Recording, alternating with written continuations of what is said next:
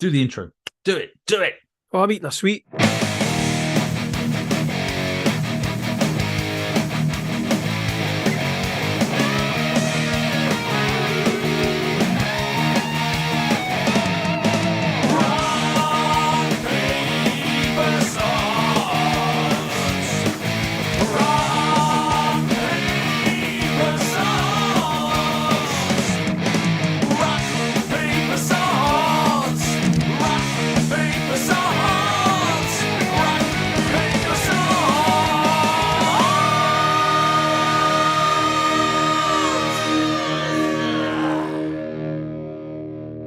Hello and welcome to Rock, Paper, Swords, the historical action and adventure podcast. My name is Matthew Harvey. And my name is Stephen A. Mackay.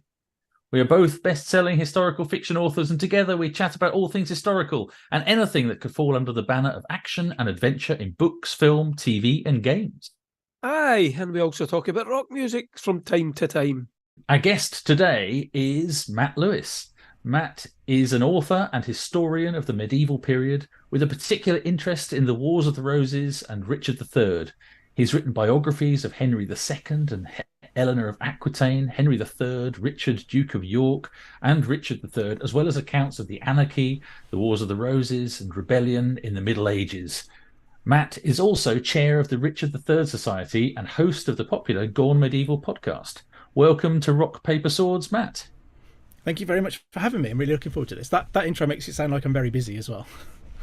Well, it definitely sounded like that. When I was writing the intro out, I was thinking, blimey, one of the questions actually, which perhaps we should just start now because you said, it makes you sound very busy, is how do you find time, or do you find time to actually do any writing as well as all the other stuff that you're doing now? I find it harder to write now than ever before, and I think that's partly because... And this sounds worse than I mean it to, but it's partly because of the job that I have. So I work for History Hit full time now, doing the podcast, doing documentaries and stuff like that. And it's absolutely my dream job. I get to do history medieval history as an all day, every day job. But it also means that writing history, which used to be my downtime, fun time hobby, it's almost like finishing work and starting work again now. Yeah. Mm-hmm. So I find it hard to flip that switch, after a working day, to get myself enthused to do some more history writing. And I kind of wouldn't have it any other way, because like I say, this absolutely is my dream job, but it definitely makes it harder to get my head into the writing. Before now, we had a family business. I was working a full-time job and writing books, and I found time for the writing because it was so separate from everything else I was doing. And I enjoyed it, so it was my hobby, so you find time for your hobbies. But now I think, like I say, it's just so much more difficult to differentiate that evening work from the day work, that I find my writing does kind of drift and get left behind. And if any publishers are listening to this, I'm sorry. I suppose as well, the stuff you're doing for History Hit might be a completely different period to what you're having to write for your next book. So you're having to get into two different mindsets just in the space of maybe an hour or so between having your dinner and then moving on to another period. It must be quite confusing. Yeah, but again, it's part of it that I enjoy. So Gone Medieval covers the whole of the medieval period from kind of the year 500 to 1500. So that's a whole millennium of incredible stuff going on there. So we did a podcast that we've just recorded on Theodoric the Great, who is right at the fall of the Roman Empire, right at the beginning of what we would call the medieval period. Whereas I normally live at the Wars of the Roses, which is right at the furthest point of the Middle Ages from that. So there is a lot of moving around, but I enjoy that. There is so much different stuff in that millennium of history, so many different people and so many things going on.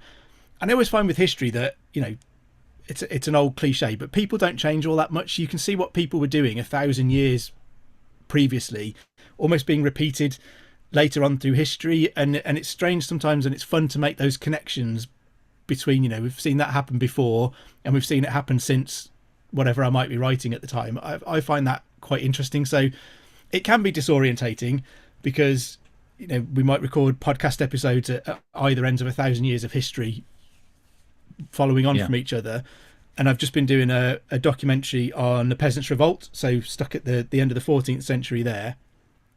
So it does feel a bit like jumping around a lot, but I really enjoy that. I always like learning new things. So part of the fascination of the Wars of the Roses for me is that I don't think you can ever know it all. It's such a massive, deep, broad topic that there's always something new to learn. And so I enjoy that about the whole millennium of medieval history, really. There's always a new person that I've never heard of before. There's always a new event that's an interesting thing to discover. So I kind of enjoy that jumping around from subject to subject. Yeah, it's really interesting.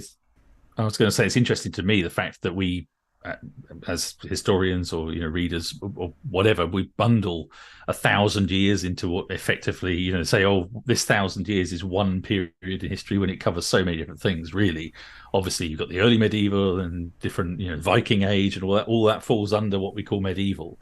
When it's a bit weird, really, how that happens. And then you get the high medieval period and the late medieval period, and it's a clumsy way to lump history together. And if you think, so the kind of Gone Medieval's sister podcast, The Ancients, covers everything before the year 500, really.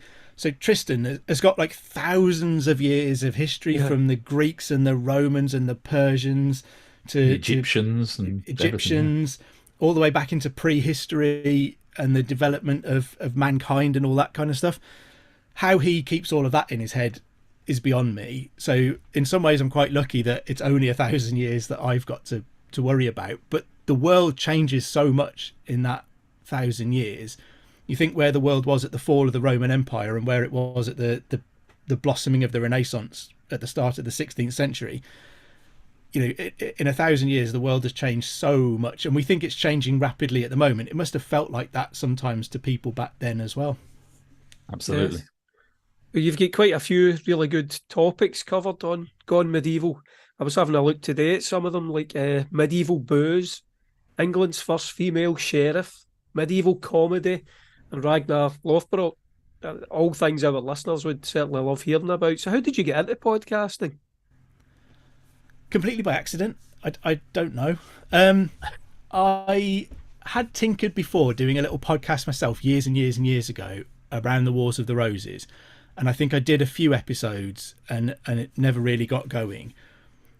And I fell in with History Hit because during lockdown, Dan Snow was doing some live streams on YouTube. And they asked me to go on and talk about the Wars of the Roses, the early Wars of the Roses on one of them. And I must have done okay because they asked me to go back and do something about the Princes in the Tower, which is my pet little subject. And then I thought that, that's great. 2 live streams with Dan Snow. That's absolutely brilliant. That's me done now.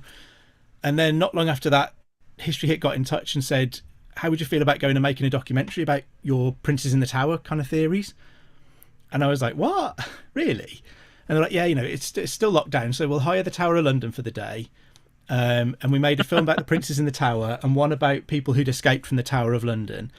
And it was literally us and half a dozen beefeaters in the Tower of London and nobody else there. It was the most surreal experience of my life, but something you couldn't pay to replicate, or I couldn't afford to pay to replicate that. And again, I thought, wow, I've got to make 2 documentaries at the Tower of London. That's me done now.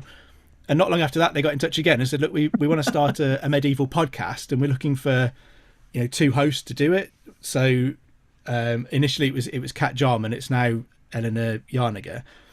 So would you be willing to do kind of an episode a week for the podcast? And it was just continually like, pinch me. Why do people keep offering me history jobs? This is brilliant. This is amazing. When am I going to wake up from this? And it just sort of fell into place from that. And they created this thing called Presenter Hub to have in-house presenters for podcasts and documentaries. And we write articles and we're just getting History Hit's just getting into writing books. So we're writing chunks of books and things like that as well.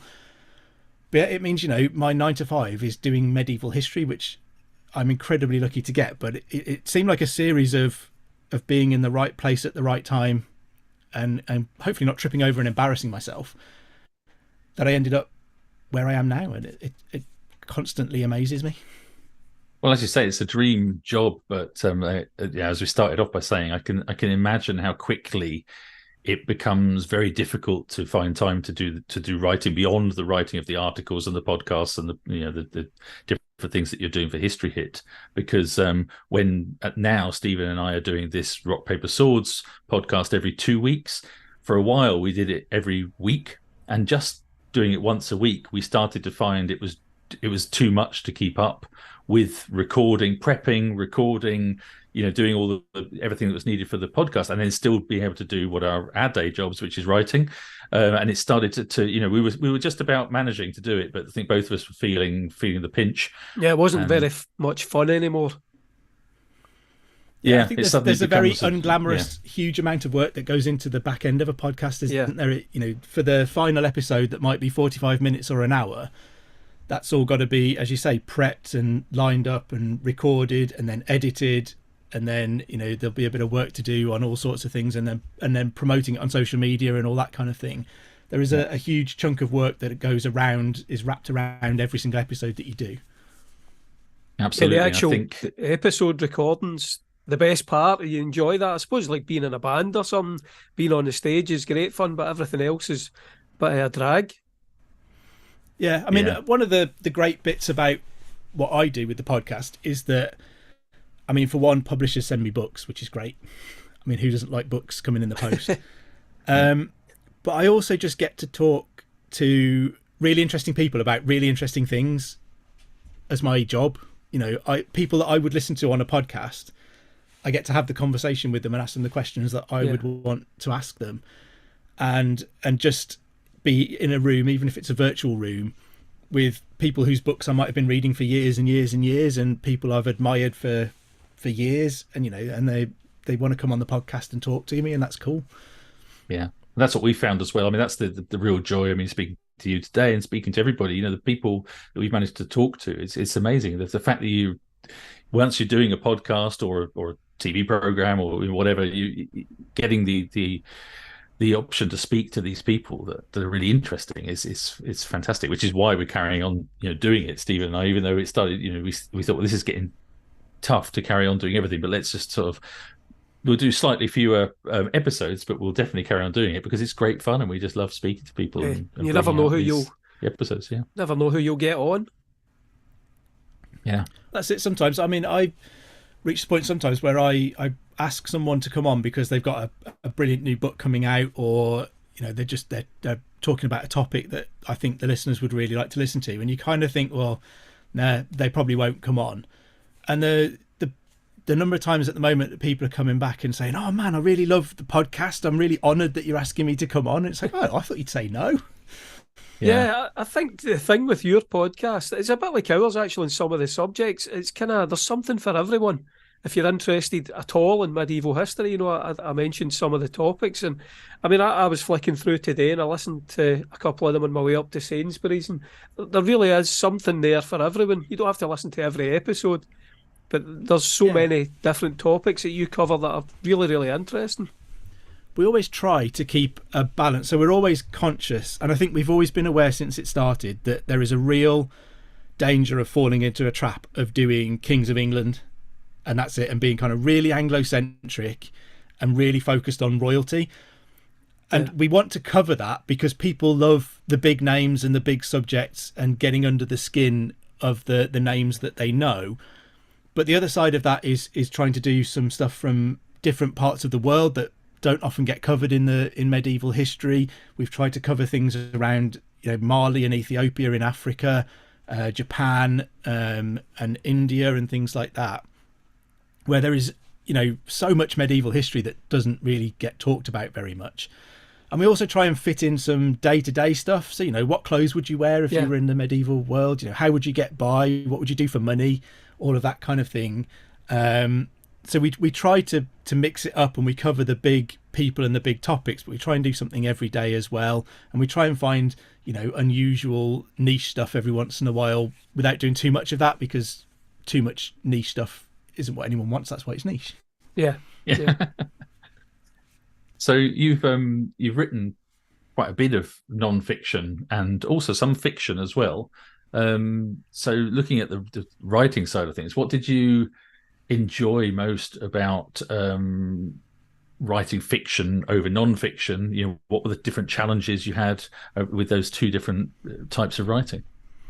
Yeah, I started off with fiction actually, and I self-published at Amazon at around about the same time that Stephen was publishing Wolf's Head. I think we kind of embarked on that at the same kind of time roughly, and I think that's when we first came in contact, wasn't it, Stephen? Yeah, it was on Twitter. Your book did ridiculously well, as it should have. It was a very good book. Thank you. And so I kind of tried that self-publishing. My book clearly wasn't as good as Stephen's because it didn't sell very well until it was a historical fiction book about Richard III, because that's what I'd always been interested in, and it didn't sell very well until about 6 or 8 months after I'd published it, when they dug up Richard's remains in the car park, which is a marketing campaign. I couldn't have wished for anything better. And suddenly the book started to sell really well, so I wrote a sequel because it was doing quite well. And then I got some offers. I started writing a blog, and that was around some of the stuff that was in the news about Richard III when his remains were found. That was just complete and utter, nonsense. So I started a blog which was essentially me ranting about people not being able to just get even the basic facts right around Richard III. And then a publisher got in touch and was kind of, would you like to write a non-fiction book for us? And that was, again, it was like, pinch me, so someone wants me to write a book. And so that kind of just spiraled into non-fiction, and the fiction has kind of sat on a side from then. So I started off with 2 fiction books, and everything since then has been non-fiction. I've actually probably 95% finished a fiction book. I want to get back to writing some fiction, because it's been kind of almost 10 years since I wrote any fiction now, because I just have been writing so much non-fiction and doing so many other things. But I really want to get back to it. And like I say, I'm 95% of the way through a fiction book, which I'm trying to envisage as an entry into a cycle around the Wars of the Roses. So right at the beginning, the book's about Cade's rebellion in 1450 and about Jack Cade. And I kind of see it as a way into telling the whole massive cycle of the Wars of the Roses. I almost want to say, Game of Thrones style, yeah. but that's probably an overdone comparison these days. Yeah. But it is. There are pros and cons to both. I think fiction, you've got so much more leeway in that you're able to put words into people's mouths, and it's not a question of whether that's what they actually said or not.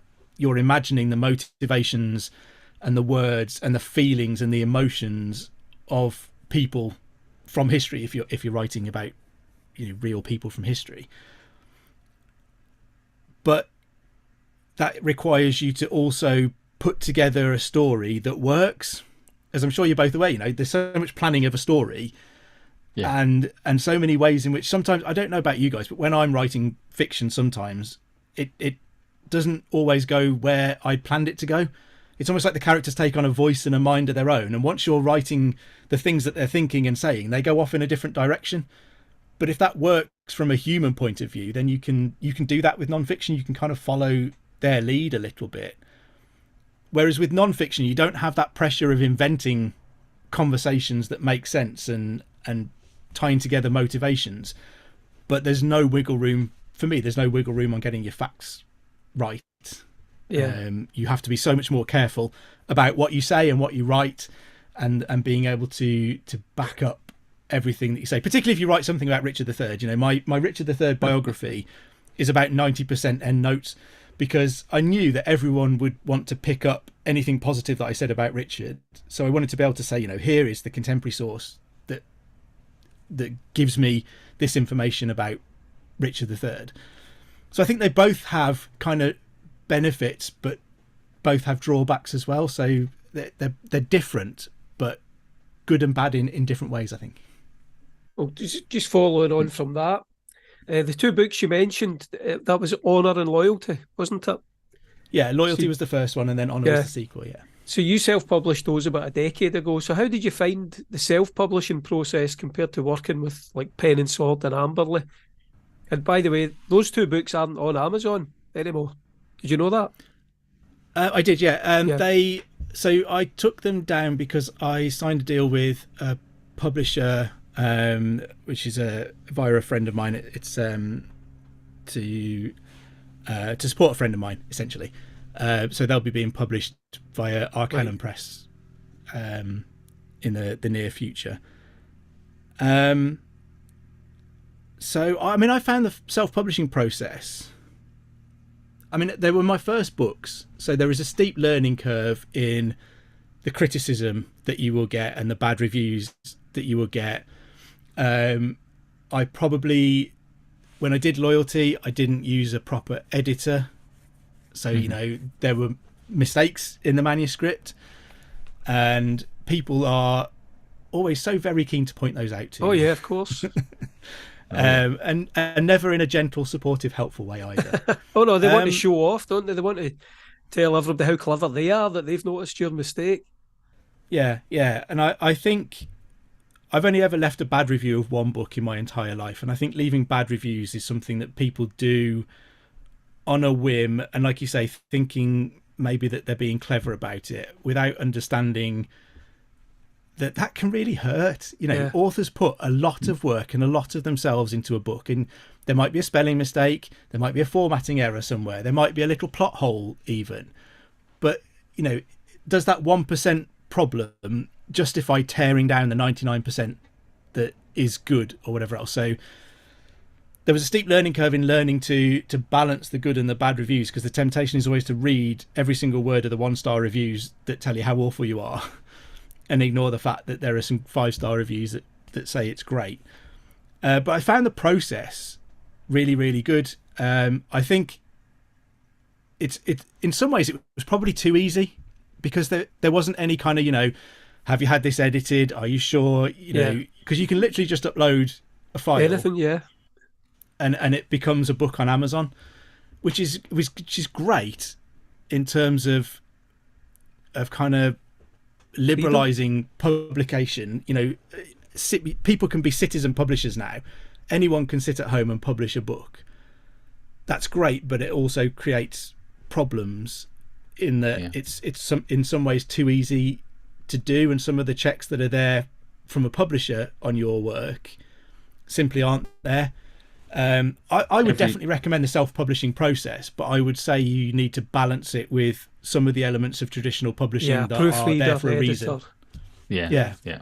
Every couple of days now I see, in fact just today I saw again something pops up on my I think it's on YouTube or on Facebook, something, an advert, some woman going on about, you know, I can make all this money and I don't even write these books, I just put them up on Amazon, and it's oh god, and basically sort of saying, you know, writing some sort of micro books, probably using AI, throwing them up online, and you know, she's just saying how much money she can make doing nothing and not even doing any work, and you know, basically capitalizing out of that ability to really just upload any old rubbish.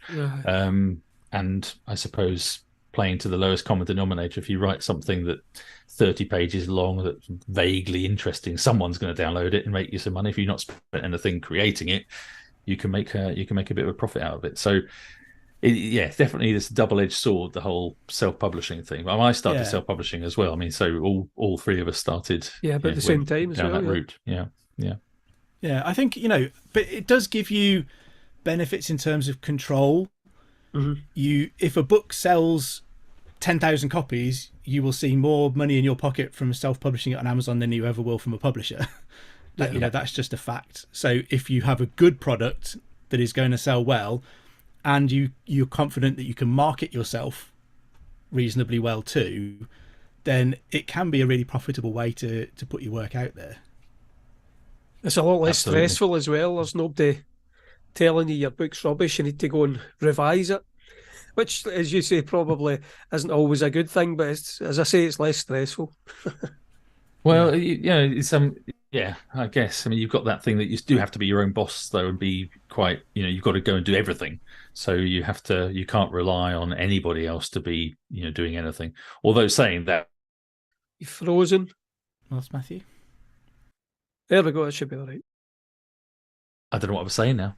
Anyway, that even when you're traditionally published, though, so I've got like 12 books out traditionally published, you still have to do loads of that work. I think that's one of the myths really of being traditionally published, is that people think that they're going to be able to just write and nothing else, and everything is going to be great. But in the end, you spend half your time promoting the book and marketing and all I of think those you still have to things. be willing to be your own marketing department, whichever way around you do it. So yeah.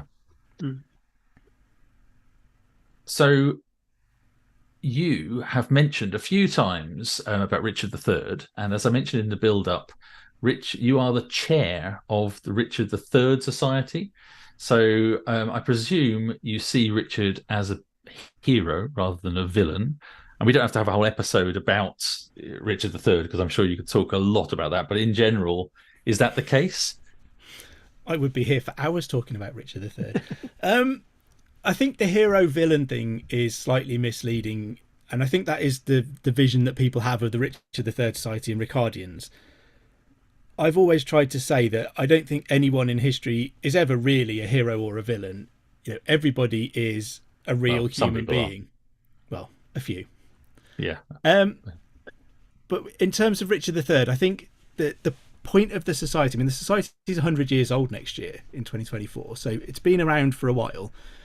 The first kind of writings that questioned the traditional narrative of Richard III came almost immediately after the Tudors had gone. So Sir George Buck in 1619 started writing, and he recorded from manuscripts that have been destroyed now, so destroyed in the Cotton Fire and things like that. So his is the only record that we have of some of the contemporary source material that he was able to access.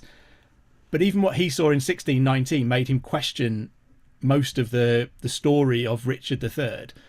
And it's really just been a process ever since then. And I think it's not about turning a villain into a hero. It's about getting to the truth. And I think if you study Richard III at all, there's this real dichotomy between the man of 1483 to 1485, so the king that is portrayed as the power-hungry tyrant who kills his nephews because he's just so desperate to be king that he wants to get all of this power for himself, and is then such a tyrant, such a terrible king that everyone abandons him and he dies in battle. There's such a dichotomy between that and the 30 years previously of Richard's life, in which we can see him at work in the north, and we just don't see any evidence of a man who is cruel or rash or bloodthirsty or tyrannical. If anything, we see the opposite, that he does a lot of work that champions the lot of the common man, so those further down the social scale. And we see several instances of cases that he gets involved in where he's very much do as I do. He's never do as I say, not as I do. He will take the lead, and he will cost himself money and disadvantage his position to improve the lot of other people. And that continues when he's king. His parliament that sits in 1484 is rarely discussed, but was widely lauded for centuries afterwards. He reforms bail, he reforms jury composition and things like that to remove corruption, and that's about improving access to justice for those at the bottom of the social scale. And so I think studying Richard for me isn't about kind of getting or finding a hero or whitewashing his reputation or anything like that. It's just about getting to the truth. And I feel like there's a sense of something in there about, we love an underdog. So this guy has been battered by 100 years of Tudor history, and he's not around to defend himself. So, at university I did a law degree rather than a history degree. So the idea that someone can't defend themselves and needs some representation, I guess, appeals to me a little bit. And the feeling that he's been mistreated and that the truth isn't being told. If we're, as historians, we want to know the truth. We don't want to recast someone as a hero for the sake of doing it. We want to get closer to the truth. So I would say the aims of the society and the aims of Ricardians is to get as close as possible to the truth about Richard III. We just happen to think that the truth is he wasn't the horrible monster that history tends to remember him as.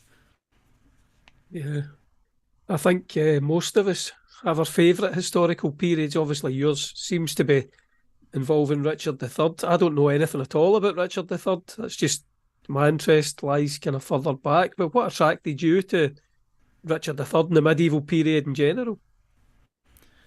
I think it really started when it started at the end of the medieval period. So I did the Wars of the Roses for A level, and that has just always stuck with me ever since as a fascination. And like I said before, I think it's just such a broad and deep topic. There is so much going on over the period that it involves that you can never learn it all. So there's always a new rabbit hole to disappear off down. There's always a new family to find, a new feud that's going on somewhere, a new reason that someone hates someone else that informs kind of this domino effect of why everything was happening. And so I just found it endlessly fascinating. I mean, crikey, since I did my A-levels 30 years ago nearly now. Yeah. It's just fascinated me for 30 years, and it doesn't show any signs of losing its grip on me. And I think my interest in medieval history, so it tended to go backwards rather than into the Tudors, simply because, to understand the 1460s, I tried to understand the 1450s, then you want to understand the 1440s, then you're getting back to Henry V and Agincourt and the 100 Years' War, and then you're back to Edward II, Edward III, and why did all that start? And it kind of feels like you just keep going backwards to learn a little bit more about what's ahead of it. And so, the whole of the medieval period, from the Norman conquest to the Tudor dynasty, kind of fascinates me completely.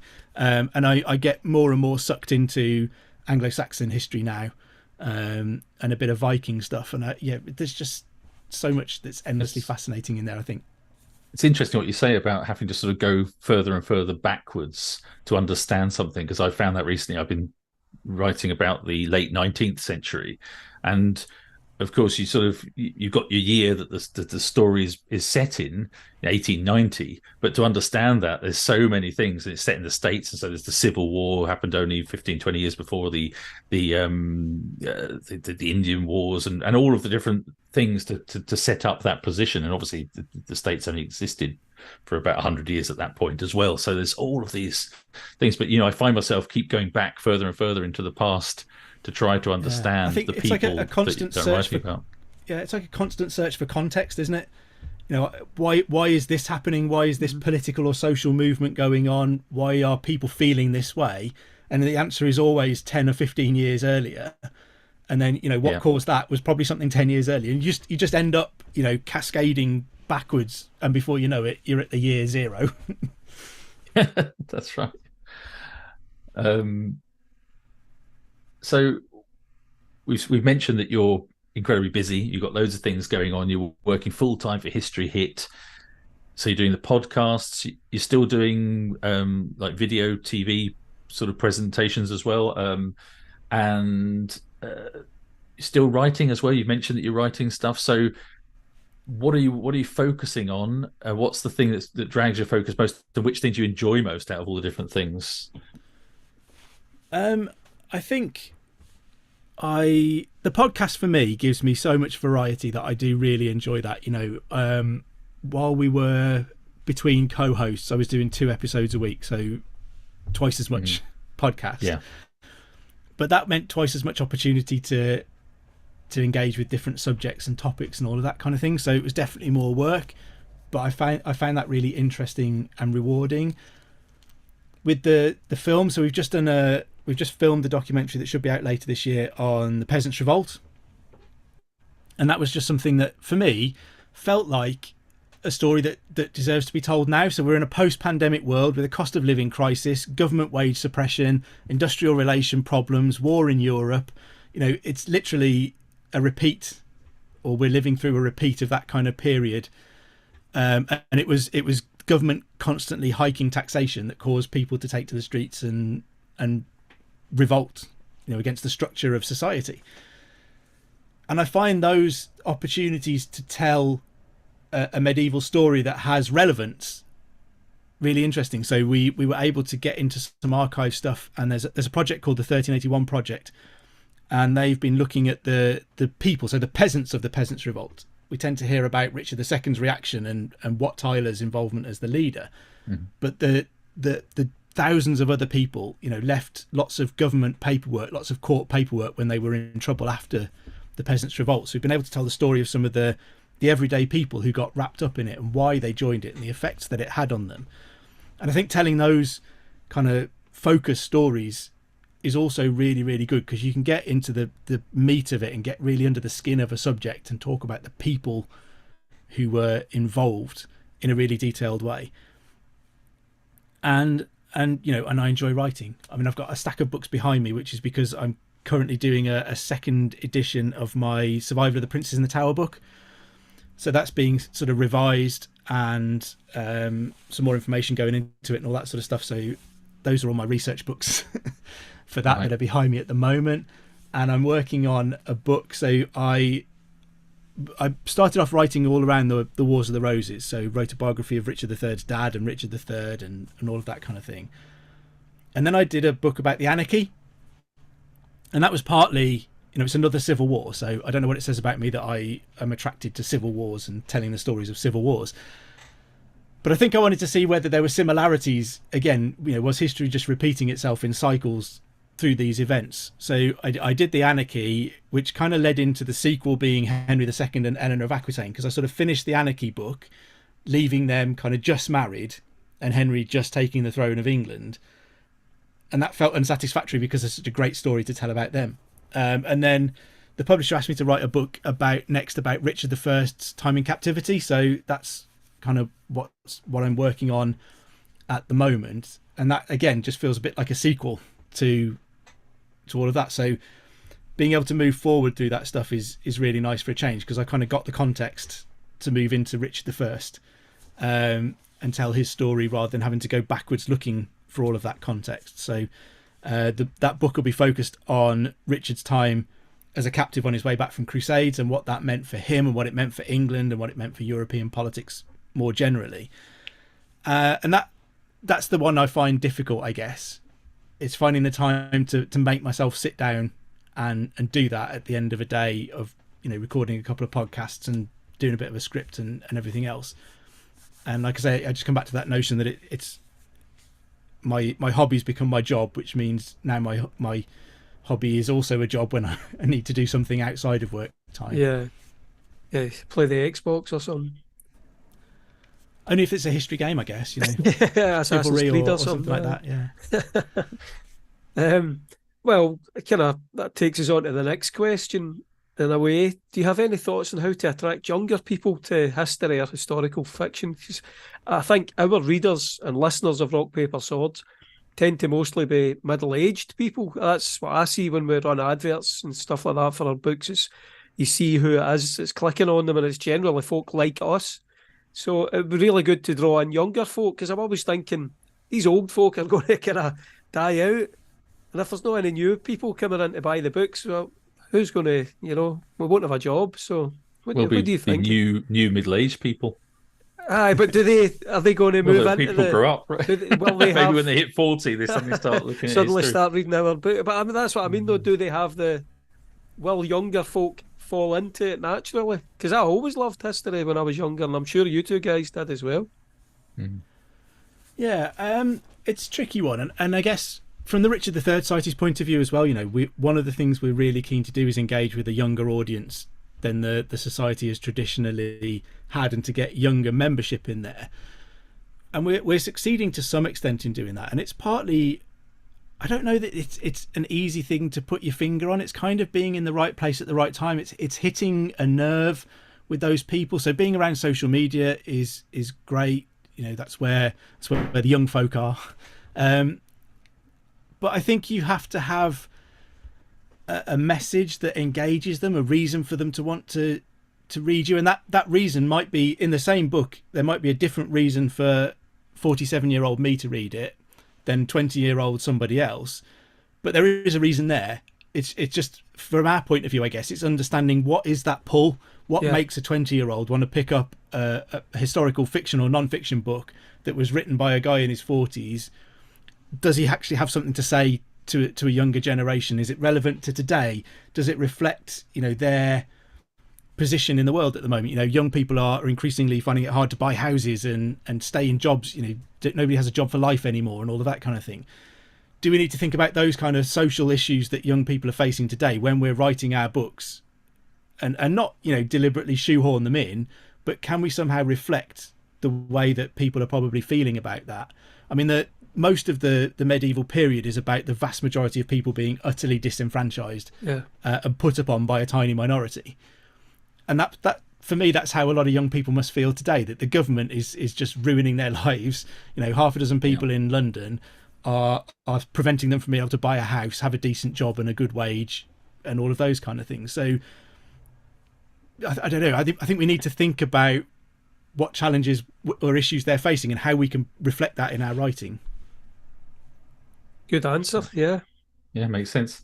Difficult, as you said, difficult to put your finger on it. Yeah, but it makes sense. But I think it's difficult because we're not 20-year-olds anymore, are we? So yeah, and you say social media, well, that's where the young folk are, but to be honest, they're not on Facebook. No, so they're on social media that we don't use, aren't they? Yeah, TikTok and stuff, which is kind of something I don't have a clue about. Yeah. So do you read historical fiction yourself? And if you do you have a favourite author other than Bernard Cornwell? Because everybody always says Bernard Cornwell. That's the answer every time. Including us, so you can't say that. Bernard Cornwell's off the list. I have to choose between Matthew Harvey and Stephen McKay now, don't I? Nice. That's the right answer. Yeah. I don't read as much historical fiction as I wish I did, and I think that's just down to lack of time now, and because I'm reading non-fiction books around the podcast and stuff like that, or research. So I don't get the chance. When I used to read a bit more, I used to really love Con Eagledon. Yeah, great. Yeah. And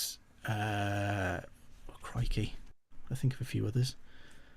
I don't know yet. There wasn't all that many writers that I read. I'm going to throw something out there that you just brought to mind.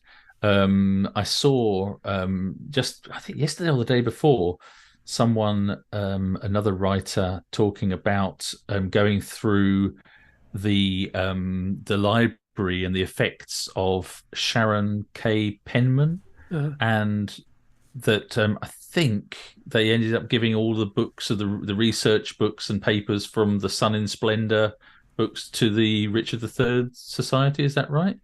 Yeah, they're so at my you house. Involved in that? So I think your house. Okay.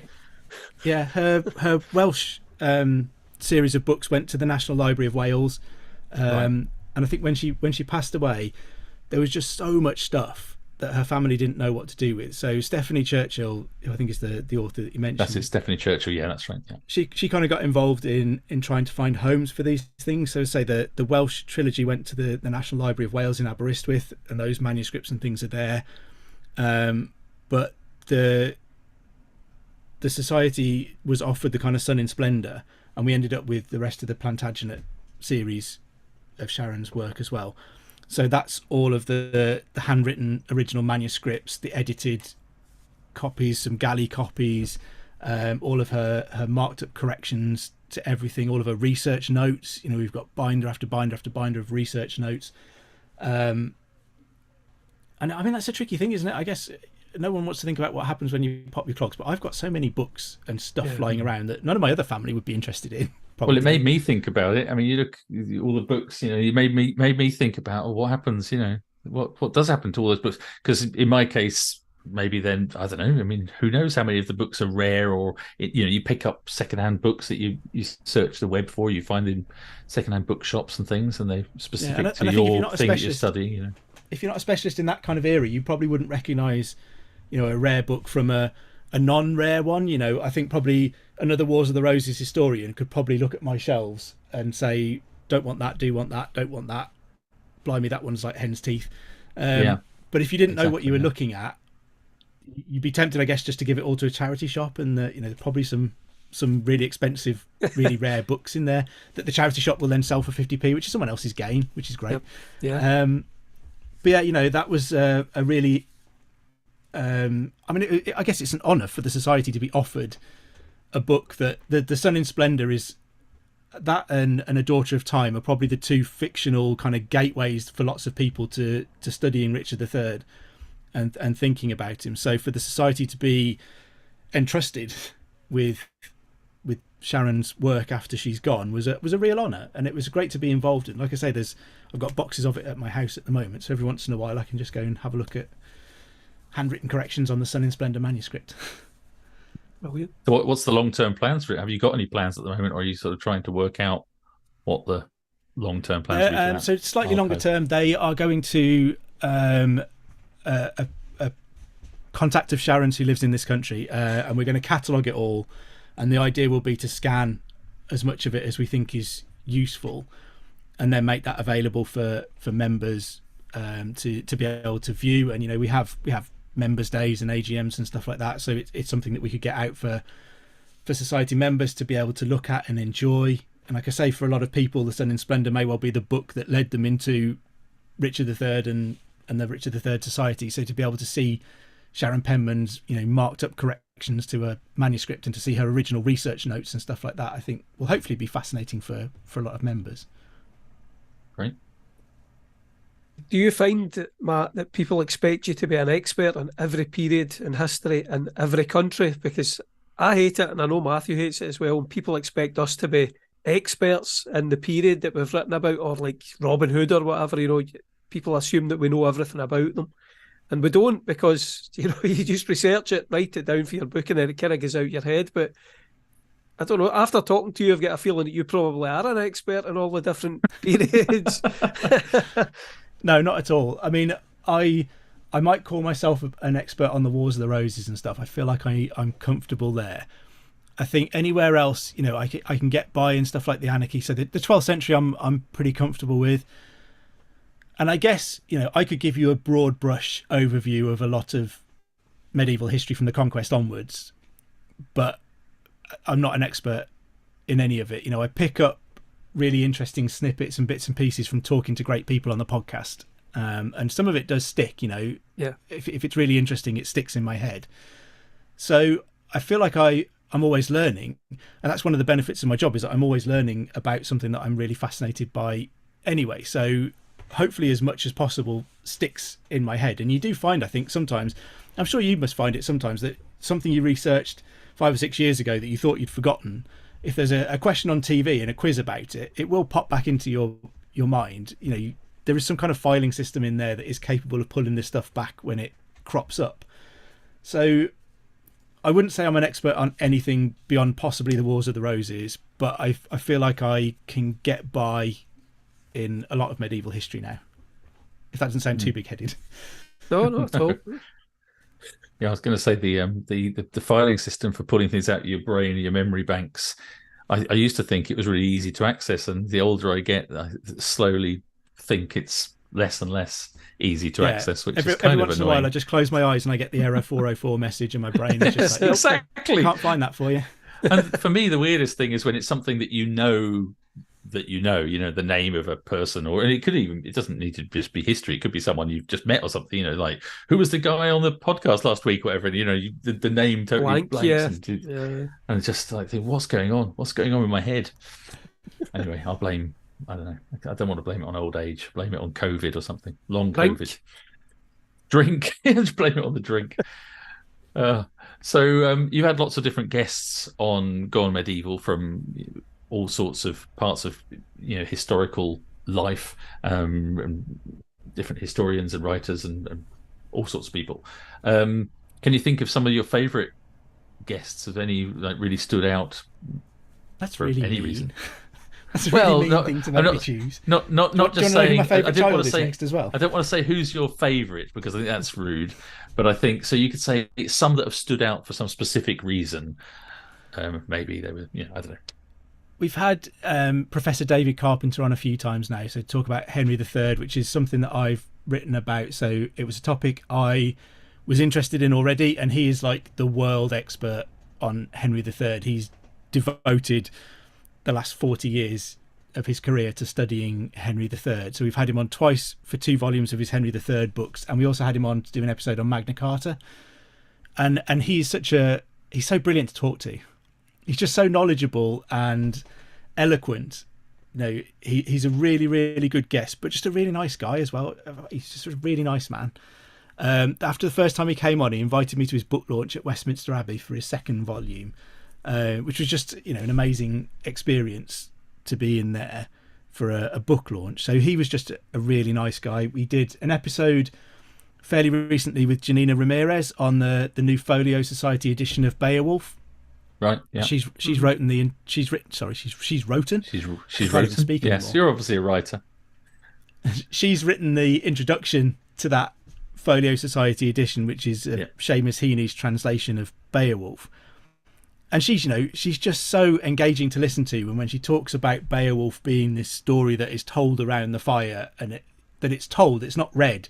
It's lived by the person who is telling you, and you are imagining the smells and the warmth of the room that you're hearing it in, and all the sights and the sounds that are around you, and how the way that it's performed fits with everything in that space. The sibilants and all of that kind of stuff. So the way she explained all of that was really fascinating, I thought. So, and yeah, I think there are a lot of guests who are really, really good. But yeah, I like David Carpenter a lot, and Janina Ramirez was great fun to talk to.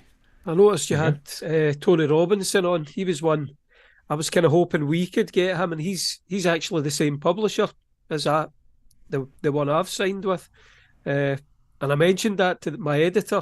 He asked if we would have some of his people on, and I said, yeah, what about Tony Robinson? But he just ignored me. So I was quite... I'm talking about my editor ignored me, not Tony Robinson. Yeah. I was quite jealous when I saw that you'd had him on, because I think he'd be a brilliant guest. Yeah, he's great fun to talk to. So that only really came about because I was asked to do his podcast, Cunningcast, right? To talk about the history of knights and knighthood. So just kind of general medieval history. So I had the advantage of being in a room with him, and I sort of cornered him. And so you're going to come on my podcast now, because you can come on my podcast. And so he agreed. And yeah, that was again a fascinating chat, which was really just around his career, being around history documentaries and Time Team and all of that kind of stuff, and why he's so interested in history, and how it's, even things like Blackadder, it's all history. So much of what he's done seems to revolve around history. And he just has a genuine fascination and love for all kinds of history, I think. And he's so great at communicating that. I think that's why people really love hearing Tony Robinson. So that was kind of a con that I managed to just get in a room with him and corner him and beg him to come on. Well, if you see him again, tell him to come on our show as well. I will do. Yeah. You can strong arm him. So, well, it's been great having you on, but when we get to the end of every episode, we ask all the guests a couple of questions, the recurring questions. And the first of those are, what have you been reading and watching recently? I read a fair bit for the podcast. The one book I read that I really enjoyed, that I read for enjoyment rather than for the podcast. That's saying that the one book I read that I enjoyed makes it sound like I didn't enjoy it for the podcast. That's not what I meant. I read Malcolm Gaskell's The Ruin of All Witches, which is kind of after my period. So this is the beginning of witch crazes in the New World in the 17th century. And that's a really great book, for humanising the story of the people who got wrapped up in this. Not just the people who were accused of being witches, but the people doing the accusing. Yeah. And understanding where they were coming from and why all of this happened. And he writes in such an engaging way, and he writes a very human story on both sides of what was happening. That was definitely a book that I thoroughly enjoyed. What am I watching? I have been watching several series. So I've been watching Ahsoka, just started on. All right. On Disney. And what did you think? What do you think of the first couple of episodes? It's okay. I've enjoyed it. It hasn't blown my mind. Although my son has watched all the Clone Wars and Rebels cartoons and stuff like that, so he gets Ahsoka much more. I think that's the problem for me, is I've never watched any of the cartoon stuff because it just never appealed to me. I'm a massive Star Wars fan, but as soon as the cartoons just look ridiculous, I thought I can't be bothered with that. So this is obviously just a live action version of the characters and the same people making it. Dave Filoni is the writer and director and everything, and he's did all of those, the Clone Wars and the Rebel cartoons and everything. And I thought that it looks incredible. It looks really, really great. The backdrops look amazing, but it's a little bit too, I don't know, on the nose, too cartoony, I guess. The characters, they look like they've stepped out of a cartoon. Yeah, and I think if you haven't watched all of those cartoons for backstory, you're a little bit thrown into all these characters that you don't really know anything about. It doesn't give any backstory to it. It's just we've got to find the MacGuffin. Oh, okay, where are we going? Oh, some made up place. And why? I don't know who these people are. What are they doing? What do you mean some Like, made okay, up they've got place? lightsabers, so they've got some They're all lightsabers. made up It's all places good, in Star Wars, Matthew. Well, of course, What? but with no backstory. But it happened in a Chewbacca's galaxy not far, real. far away, long time ago. Do you prefer Star Trek and Stephen? Is this it's a secret when you're going to come out, and we're going to fall out over this? I thought I'd already told you I prefer Star Trek. Oh God, yeah, he probably did. I I blanked that from my I mind. watched Star Trek: Strange New Worlds as well. I just finished Okay. the second series of that. I've never even heard of that. Is this a new series? I mean, I'm not a huge Trekkie or anything, or whatever they call them. He's lying. It's on Paramount, so there's 2 series that are done, and I think a third one coming. And it's set on, so it's Captain Pike on the Enterprise before Kirk. Right. So it's sort of a prequel to the original Star Wars series, cool. but I think it's quite well done. I enjoyed it. I think it has some really good stories. I mean, it got a bit of criticism because it lurched from doing an episode that was essentially a musical to doing one that was about genocide and secret murder cases and stuff like that. And so it jumps around a little bit, and yeah, but I really, really enjoyed that. And I'm also enjoying Special Ops Lioness series, which is Zoe Saldana. I've seen it advertised, yeah, I saw the first episode. My wife refused to watch anymore because it was so violent. But it's written by the same guy. I can't remember his name now. The guy Taylor Sheridan, who he's done Yellowstone and all of these Western spin-offs, and he just seems to be creating television series one after another to great acclaim. I think Yellowstone. I'd love to watch that. It's on my list of things to get into. I am watching that, but it's just got ridiculous. It gets ridiculous as it goes on more and more. It just becomes more bombastic and crazy. It's just like gangsters in the Wild West, but in the 21st century. It's extraordinarily violent, and everyone just killing each other over everything. What more could you want? Yeah. Well, exactly. Yeah. Not like your books, eh? Not like my books here. There's no violence in my books. What are you talking about? So we've got the final 2-part question for you, Matt. What have you been listening to recently, and do you listen to music when you are writing? Yes, I do listen to music when I'm writing. I find it really relaxing and it helps me focus sometimes. So I've normally either got the TV, like a film on the TV, a film that I've seen loads of times before that I don't really need to concentrate on, that I can just glance at every once in a while, or I've got some music playing that is either a playlist or an album that I know really well. So again, I'm not concentrating on it too much and I'm not distracted by it, but I do find that having music on really helps me focus. In terms of what I'm listening to, so I mean, probably my favourite band in the world is Fall Out Boy. So their new album, So Much for Stardust, dropped not too long ago, and so I've been listening to that on repeat many, many times. Otherwise, my playlist is full of all of my 90s pleasures, I guess. Lots of Guns N' Roses, Nirvana, Metallica, Disturbed. I love Disturbed. And I'm probably very, very late to the party, but I'm just getting into Five Finger Death Punch as well.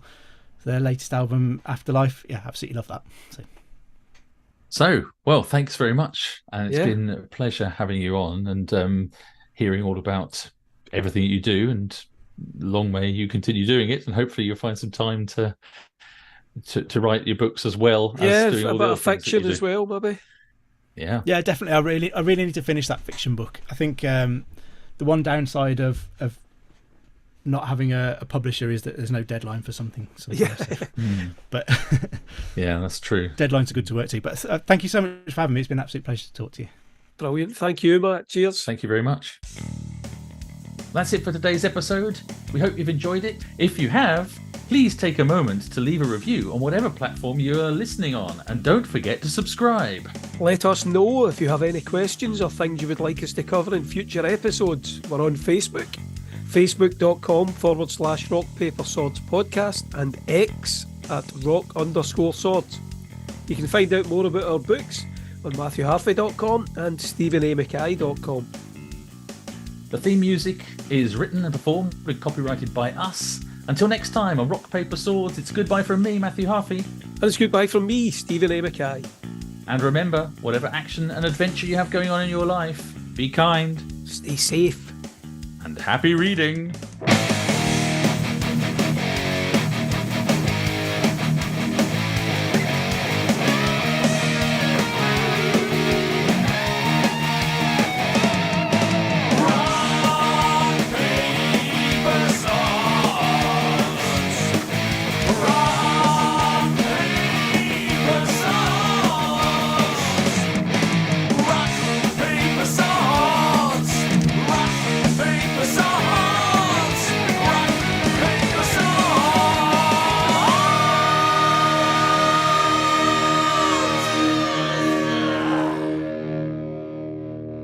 Sweet.